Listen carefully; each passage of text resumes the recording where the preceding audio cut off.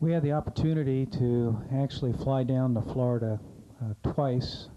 The first time we flew down, we actually strapped in, and I ended up spending about 5 hours on my back, and the weather didn't allow us to launch. And then we had a problem with one of the main engine controller electronic boxes.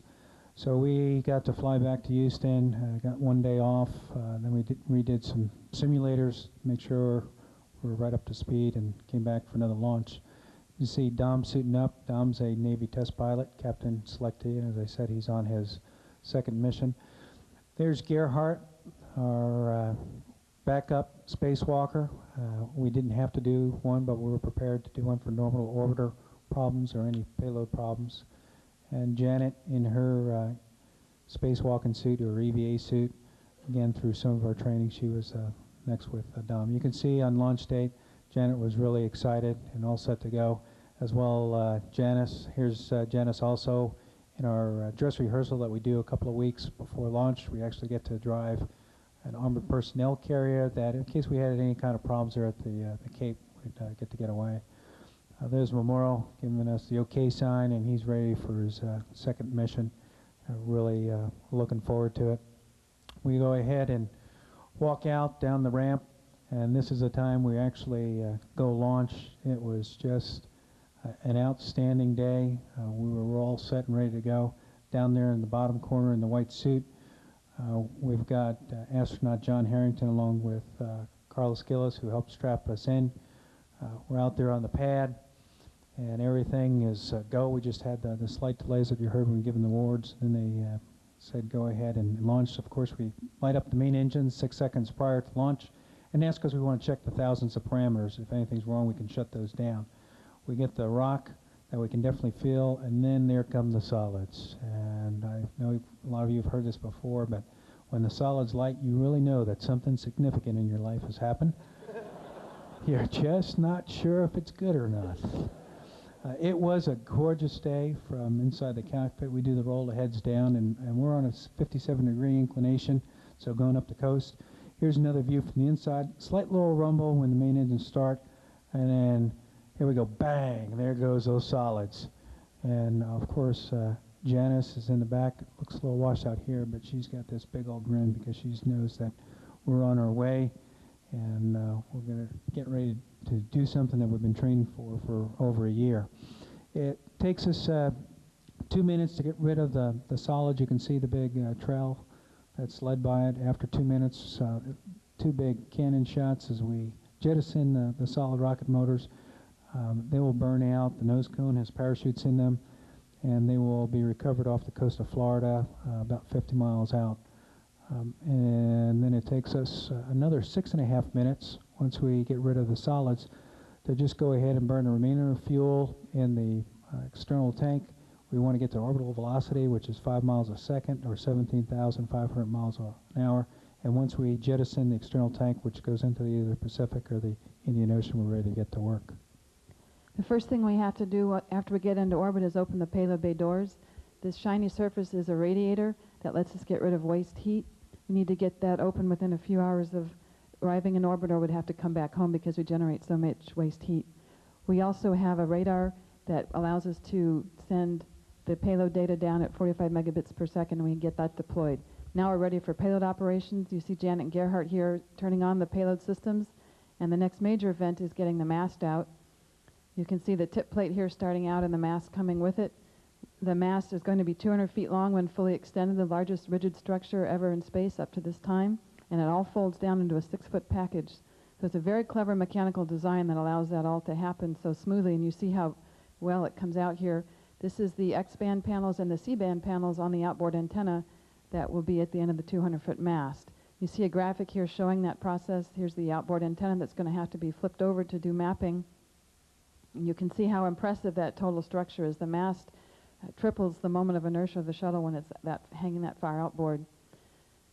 After we get the whole 200 feet out, the base plate locks in place, and we now have a rigid structure that allows us to do the mapping as required. You see the view out the commander's window of the mast with the antenna in place and ready to start the next activity, which is flipping that antenna over so the receiving face will point at the Earth. And then we can maneuver it to the 45-degree angle to the horizon that's required for mapping. As Janet mentioned, the main beam in the bay is a radiator, and both the outboard and the center receive the signal. The X-band can actually track trees. The C-band is a longer wavelength than just does land. This shows you how the map was produced. Because the Earth turns underneath the shuttle as it rotates, the subsequent paths are 23 degrees apart. So it was a very challenging task for the folks that got the award earlier this evening to make sure that each one of those next paths lined right up to the one that was done earlier. Once we get all that set up, the major crew activity is to change tapes. We had to change 330 tapes in the course of our 9-day mapping mission. That's about a tape every half hour, and you see Memoro and me doing one of the many tape changes that we had to do. One of the maneuvers that we had to do that were was special on this flight was a flycast maneuver, and well into the flight after we had gotten comfortable with that, we pulled out the fishing hats and fishing poles and set up some props to do that. But this flycast maneuver is a very special maneuver that uses specially designed procedures and accurately timed pulses of the jets to make sure that the mast doesn't exceed its limitations. If you look on the far right side, you can see that the mast is really moving here.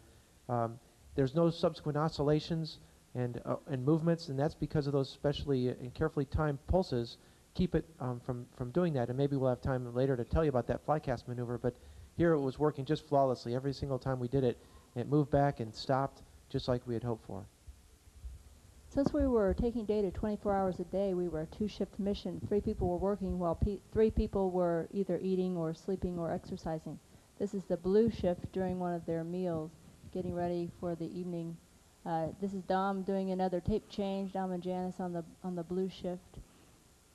We had to, as everybody said, over 300 times we had to do this, so we'll show later on a little creativity that this generated.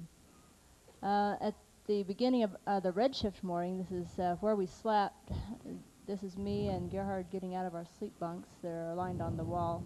Of course, in space, it doesn't matter which orientation that you sleep, but we have ourselves sort of tied in here and these sleeping bunks on the wall. And of course, after we get up in the morning, we need to take care of some things, some hygiene. Here's me washing my hair. Gerhard is having some breakfast while he exercises on the bike. Dom gets off his shift and gets back on the bike and prepares to go to bed while the red shift then takes over. Gerhard's here changing another tape, and before we did anything, we always got confirmation from another crew member that we were activating the correct recorder so that we didn't make any mistakes. And here's again just some daily housekeeping chores of changing the bio containers for the CO2 scrubbing. Astronauts are engaged in a variety of work besides radar data taking. Here, Janice is showing a medical kit. At her left-hand side on the ceiling window, you see an electronic camera for the EarthCam experiment. We use a variety of cameras to take Earth photographs. We would like to show you some of the fantastic views of our planet taken by an HDTV camera. Coming from the direction of the Pacific Ocean, this is South America, Bolivia.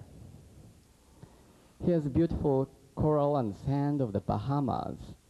Although observation underwater is not possible by radar, it is possible by HDTV. This is an interesting feature of the ray chart wind structure seen in Mauritania, Africa. Next is the desert of Saudi Arabia, where you can see many black circles, which are irrigation patterns. Here, an angled view of Mount Fuji and Tokyo Bay. You can see the Tokyo metropolitan area. We flew over Honshu at Ocean Sangland. Just downside of the lake around the center of the picture is Tsukuba, where Tsukuba Space Center is located. This is the southern Russia and the Black Sea. We again passed the coastlines of South America. This time you can see Ecuador and Peru. Now we are flying over the Mediterranean Sea. There's Malta, Sicily, and the toll and the hill of Italy. This is Kamchatka Peninsula, featuring a series of volcanoes.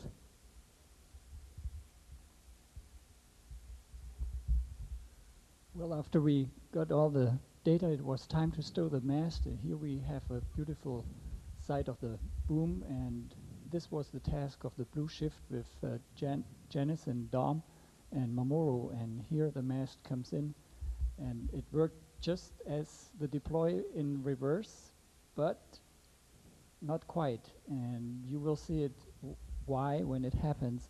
And at that very moment, Janet's and my hopes were soaring very high. Unfortunately, the hopes were only soaring high, but not the reality. Here it stops just 2 inches short. The people on the ground were just up to speed and developed some procedures. Here we see the flight director and the Capcom and MCC, and they worked together with the POC, and the lid closed on us. The POC was celebrating, and there were some tears on orbit. But after a long mission almost came to an end, there was time to have some fun, and you can see the smiling faces also because the mission was at this point in time already such a great success. We knew that all the data had been gathered, and as Kevin said earlier, when you had worked successfully, you got some rewards. We saw Janet with chocolate, and Mamoru demonstrates us a specific zero-G way to eat tortillas.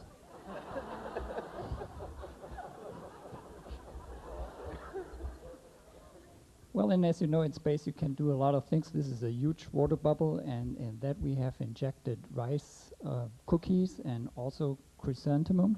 Is that correct, Mamoru? Chrysanthemum. And our brave pilot just sucks it up completely.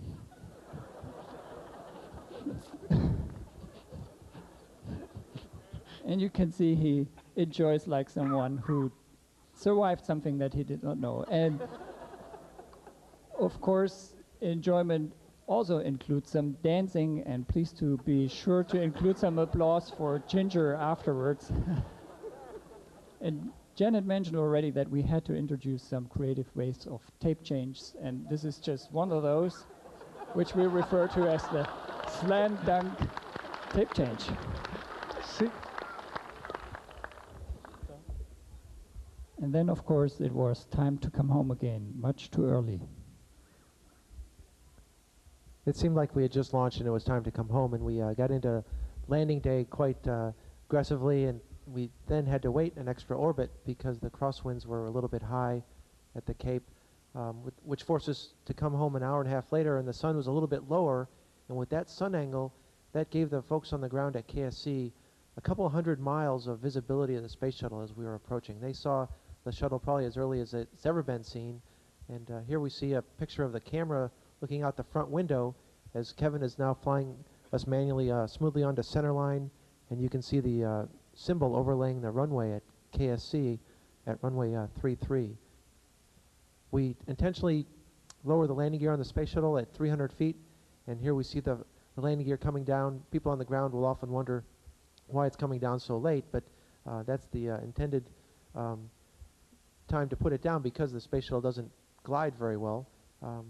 But here the gear is coming down, and we see a beautiful picture as Kevin smoothly brings us over the threshold, and it was just a perfect, smooth, flawless landing. You can see nearly a zero rate of descent as the tires spin up as we touch down, and you can see us rolling out on the runway. We were trying to do a test with the crosswind, so we delayed putting the drag chute out until the nose gear touches down, and at that time you can see a charge blow out a drogue chute, which pulls out the main parachute, and the parachute helps us slow down a little bit more than the brakes do, so we limit the use on that.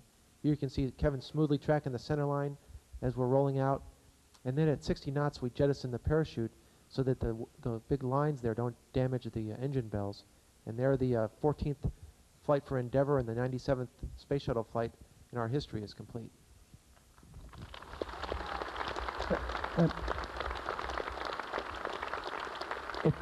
It took us about a half hour to get out. Our mission is over, but there's years of work for the engineers. Our aim was to try to map the majority of the Earth's surface between 60 degrees north and 60 degrees south. It was done with a lot of folks here at JSC, JPL, and our sponsor was a National Imagery and Mapping Agency.